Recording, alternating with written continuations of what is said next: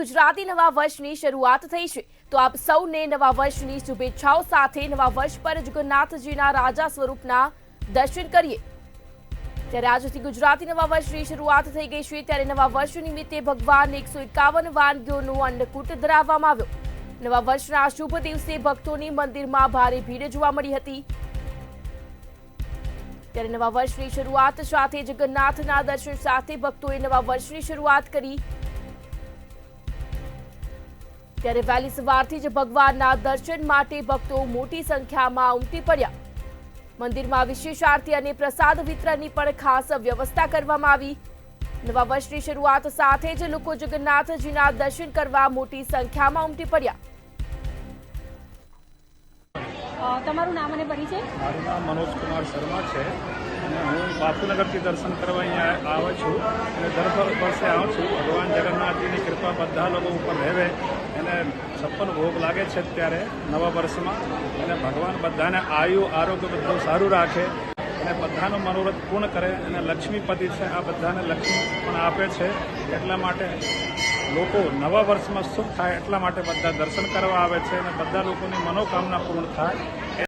નવા વર્ષની શરૂઆત થઈ છે અને નવા વર્ષમાં ભગવાન જગન્નાથજીને વિશેષ શૃંગાર કરવામાં આવ્યો છે, સાથે જ આજે તેમને વિશેષ રૂપે ભોગ ધરાવવામાં આવ્યો છે। આપ જે જોઈ રહ્યા છો એ 56 ભોગ છે, સાથે જ આ રાજભોગ પણ કહેવાય છે। ભગવાન જગન્નાથજીને આજે તમામ જે ભોગ જોઈ રહ્યા છો તે ધરાવવામાં આવી છે। ભગવાન જગન્નાથજીને આજે વિશેષ શૃંગાર પણ કરવામાં આવ્યો છે, જેમાં જોઈ શકો છો કે આજે ભગવાન જગન્નાથજીએ સરસ મજાના તેમને આભૂષણો જે છે તે તેમને પહેરાવવામાં આવ્યા છે। સાથે જ જોઈ શકો છો કે અલગ અલગ પ્રકારના મિષ્ટાન જે છે તે જોવા મળી રહ્યા છે। ભગવાન જગન્નાથ પોતે રાજાધિરાજ છે અને તેમને અત્યારે હાલ 56 ભોગ થાળી જે કહેવાય છે રાજભોગ તે ધરાવવામાં આવ્યું છે। સાથે જ મંદિરમાં જોઈ શકો છો કે મોટી સંખ્યામાં ભક્તોનો જમાવડો પણ જોવા મળી રહ્યા છે।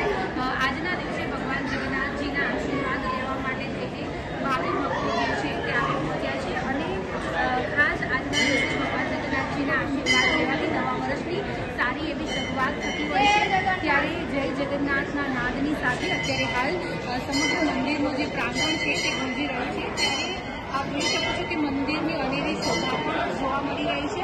મંદિરને સરસ મજાનું ફૂલોથી સજાવવામાં આવ્યું છે, કારણ કે આજે નવા વર્ષની શરૂઆત થઈ છે અને આજના દિવસે ભક્તો મોટી સંખ્યામાં વહેલી સવારથી જ મહાઆરતીના દર્શન કર્યા, ત્યારબાદ મહાઆરતી બાદ ભગવાન જગન્નાથજીને આ રાજભોગ જે છે તે ધરાવવામાં આવ્યો છે।